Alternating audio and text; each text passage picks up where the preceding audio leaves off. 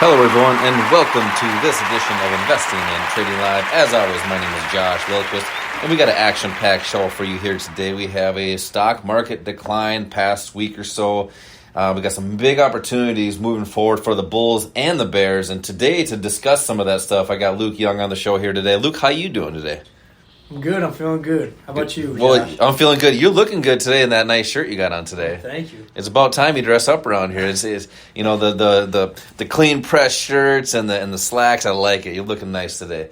But that being said, we could talk about how good we look all day long. I mean, if we had a mirror, all we'd see is Brad Pitt in there. But I want to talk about a couple things in the stock market. Before we do that, I want to just kind of get into the major indexes. As we know, we always talk about the S&P 500 down again today at about 1.15%, right around 445.53 as we speak. The diamonds, now these are the ETFs, which is the Dow Jones Industrial Averages, down 1.27% at 350.11, and the QQQ, which is the NASDAQ, down 1.5%. Wow, down to 369.62 from the highs, down, still only roughly about almost 5%, but we're seeing some stock market declines. Volatility not really spiking up a lot yet. Let me look at the VIX real quick. That is actually, you know what, that is up a little bit, but historically it is still very low. So that being said, Luke, we're seeing some great opportunities for the Bulls and the Bears right now. What is your take on this recent decline? And what are some of the things that you're looking at as far as trading opportunities in your portfolio?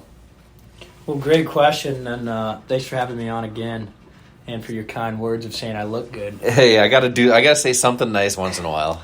But it doesn't come from Josh often. If you guys don't know, you got to take them. But it's pretty interesting to see this market because we saw the S&P and the Dow Jones, some of these other indexes approaching weekly supply zones on the charts. And we've taken advantage of this. I have been short probably for a week and a half now, just riding this puppy down. I'm already starting to trail a stop, actually, just kind of these longer-term weekly zones. They're really solidified in the market. You talking about that weekly zone from the 450 area to 462 or so, right around there? Yeah. Okay.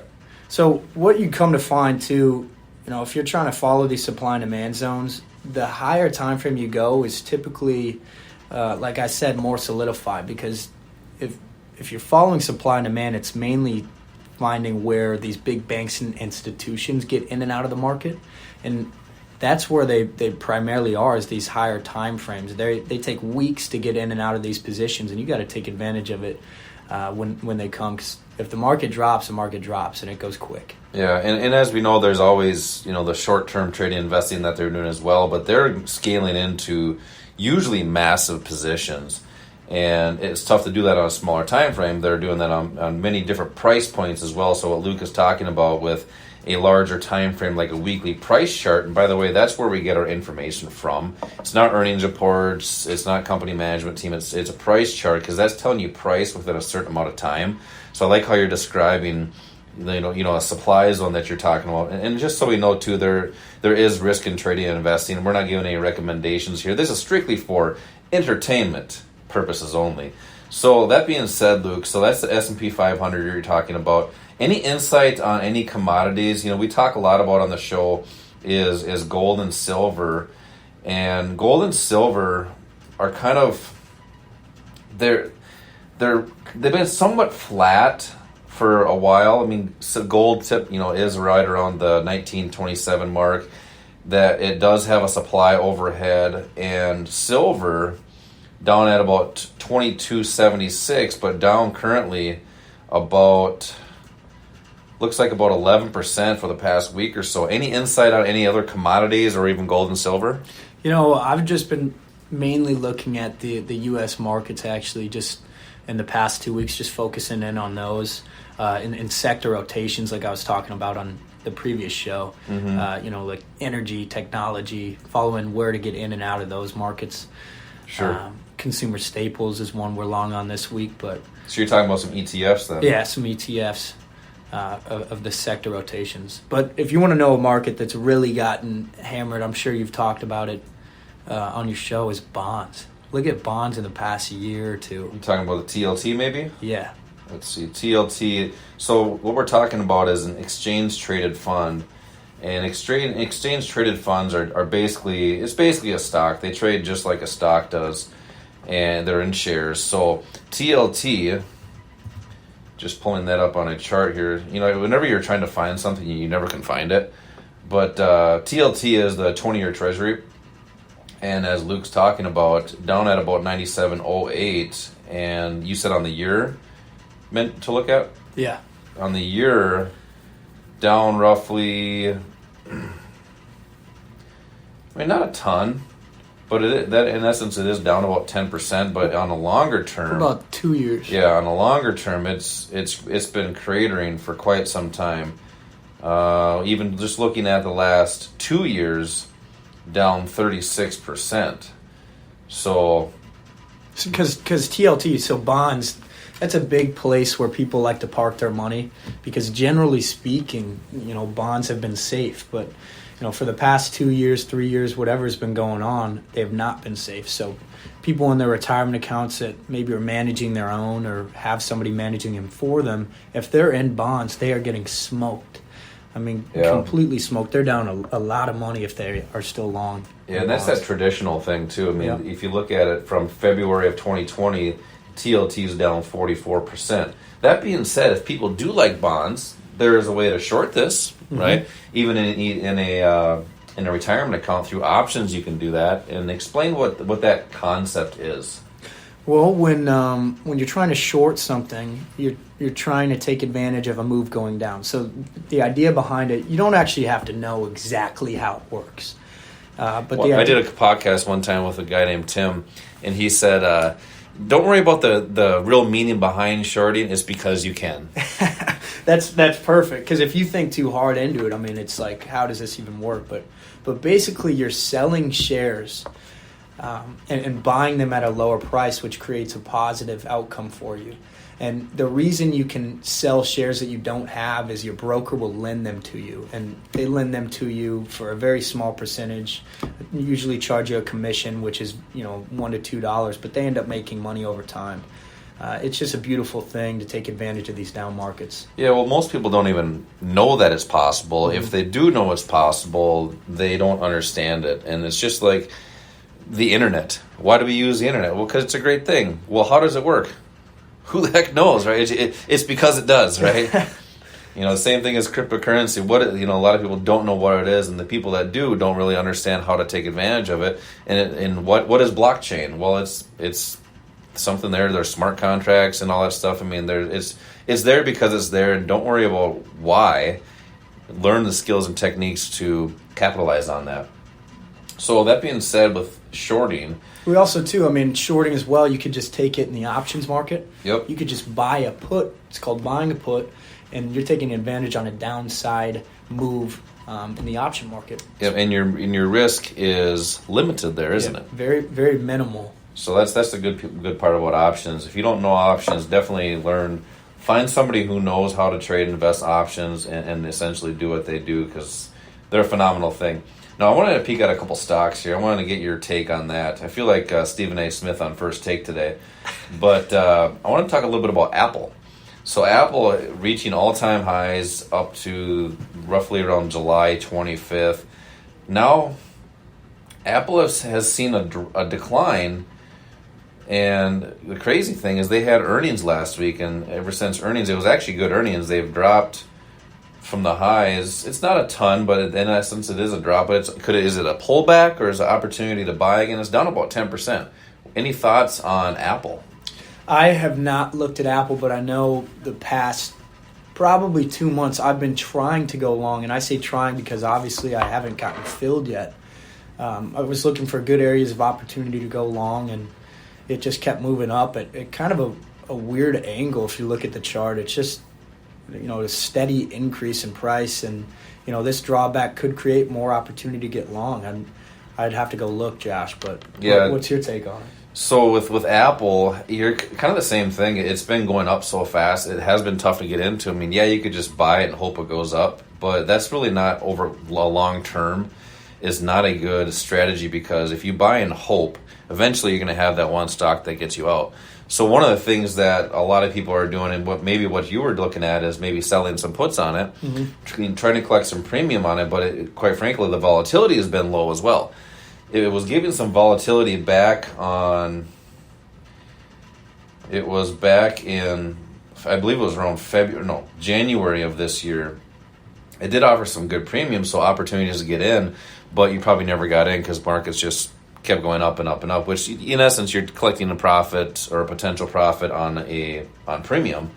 But I think it's just a pullback. I think long term, I mean, Apple is a great stock. I don't think it's going anywhere. There is a demand zone that has been tested right around the 145 mark, but also there's a shorter term demand zone on a smaller time frame around the 175 mark. So where is it at now? It's getting right up to it. So we're at 178.92. So that being said, there's potential opportunities for a short-term trader to try to get in with minimal risk. So that's the key there, is looking at multiple time frames and just finding different opportunities or scanning opportunities. Josh, did you, this is a little different, but did you hear about UPS? I know what UPS is. Oh, so craziest thing, they announced on Monday or Sunday night that they were going to be paying their workers $49 an hour. Minimum, which translates to about $100,000 a year. Okay. So I'm thinking in my head, if they're going to start paying UPS truck drivers $100,000, where is UPS going to be making their money? Yeah, well, an interesting headline here is UPS cuts annual revenue outlook due to volume headwinds, which who knows what that really means. But so you're saying that there's opportunities maybe shorting this? Well, you don't know unless you look at the chart, but it's just like, economically speaking, as a business running, if you're paying your workers $100,000 when you could have been paying them half of that price, I mean, what's going on? I just can't see the logic behind it. I don't know if it's finalized yet, but... Well, if you think about it, though, $100,000 is not a lot of money anymore. That's kind of an average salary, but that being said, to play devil's advocate, that could be a great thing for UPS. Maybe they were short workers, and they weren't getting enough shipping done, and now with a higher salary, historically, that could bring more workers in, could potentially bring more revenue to the company, getting more shipping done, because you see companies like Amazon, they're kind of taking over the space. So that's a great comment, and I like you brought that up, because we have two different opinions on that, which the great thing about that is, does our opinion actually even matter? No, not at all. It doesn't. And that's why you got to go look at the chart. Look at the price chart. That's telling you exactly what price is doing. And as you were alluding to earlier when we got started here, is supply and demand, and identifying areas of opportunity where banks and institutions could be either buying or selling. Me personally, I don't see any major opportunities here. One of the things we've been talking about on the show for the past several weeks is we're scanning for options opportunities on the percent Bollinger Band, just as where are you at now and where could you go in the future. It is low on the percent Bollinger Band, so I would look for buying opportunities here, but I don't see any major demand zones on any larger time frames. I do on a smaller time frame, which is respecting a demand zone at the 176.19 area. Price is currently at 179.72. So this would be something we can keep an eye on moving forward, Luke. I'm glad you brought that up. I'm glad you mentioned too, not to cut you off, but you opinions. I'm glad I did. You're glad you did. But opinions really, should not ever be factored into your trading or investing ever. Yeah. It should be directly based off a price chart, because like you said, we have two different opinions on a stock. If you think that a company is all good and glamorous and their stock price or stock chart doesn't look good and glamorous, it's probably not a good investment. You're going to lose your head on that. Yeah, you're starting to sound like Gwen Stefani. GLAM. Is this a singing podcast? ROUS. Oh gosh, I could do that all day. Target. Any insight on Target? So Target has really been range bound from the 138 down to about the 125, 26 area. So it's been sideways here since it really dropped back when they had a little bit of, we'll call it a marketing snafu or whatever you want to call it. And it's been sideways here since the 31st of May or right around there. I mean, I've been talking about a demand zone down the 100 to 110 area on a daily chart. I really like that area. Any thoughts on target moving forward? I'm not looking at a chart, but based on what's happened to them, they've lost some serious market share. And something I noticed about Target, you would think they'd be. I mean, Target's a massive company. You'd think they'd be like top 3 in market share of grocery stores, don't you? Yeah, I mean they're down 50% in the last since their highs of August. I'm pretty sure I looked this up the other day, and I know somebody that works there. But I'm pretty sure Target is number 7 on the list, market share of grocery stores in the U.S. Walmart being number 1? Walmart's 1. Kroger's a big grocery store down south, I believe. Sure. There's a ton of different ones. Super Value might be up there. Yeah, but that just blew my mind. Yeah. No, I like Target as a stock opportunity in the future. Right now it's been sideways, so there's not a lot of opportunity right now, but there's a demand zone that I've been watching and waiting for, and hoping and waiting that we get some premiums so we can maybe sell some puts on that. Yeah, and it's a great strategy. Have an opportunity to get in there. It's a stock that's been around for a long time too, that just has performed very well for people. Yep. So one last. Love Disney.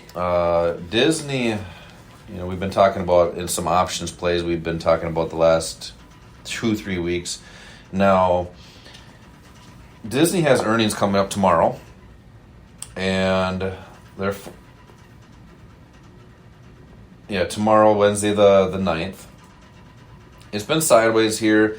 There's an 80 strike where there was a lot of activity on some options here, and which would be about 10% lower than where it's at right now. So let's just say someone's in an options play with earnings coming up and potential volatility. What do you see as a strategy or smart things to do when you're in positions when you have earnings coming up? So a rule of thumb, that's a great question because it's protection. It's like buying insurance. You always buy insurance when what's the best word for it? What's Jordan Matthews always said? You have insurance on your home, your health, your car, everything, but people don't insure their monies. They don't think about it. Mm-hmm. But it's something they should completely think about. So my rule of thumb is when you are long a stock, you want to hedge the position my rule of thumb is about 50% to the downside expected move of the previous X amount of weeks. And what I mean by that, you pick an option where if the stock you think is about to move 10% in the wrong direction, you hedge yourself 50% and then expected move of 2 weeks. Okay. So if the stock comes out, swings and misses, and drops 50%, you would actually end up probably being profitable almost on the downside if you sell your position and then price comes back up to where you were. Mm-hmm. So basically what he's saying is if you're in a long strategy, which is an up strategy, and you want it to go up, is hedging yourself, which means if the price drops or declines, you profit on that second investment or trade. So you're offsetting any costs, hopefully earning some capital there on that offset. So that way, that's how you protect your positions, and especially from major market declines or even catastrophic events. So it's always smart to protect yourself, your home, your car. It is imperative to protect your portfolio. So, thank you for coming on the show here and talking about some different techniques and strategies. Just looking at the heat map here today, it's a sea of red today. It's like the Red Sea, and a lot of people think it's a bad thing. Well, I'll tell you what, you just want the market to move. Whether it goes up, great. You have up strategies. Market's going down, you have down strategies. So today it's a great opportunity for those short-term traders that are looking to short the market. So It could change tomorrow. It could be all green tomorrow, and that's the beauty of the markets is you have opportunities in both directions. So we'll continue these discussions. Maybe we'll get back on the show here in a week or two, talk about that Disney stock, see if targets moved at all, and get back into the S&P 500, some of those options you're talking about, and just give some insight on opportunities moving forward. So we'll talk more about that. As always, collect your profits when they are given to you and protect your losses when they are small. Until next time, retire young, my friends.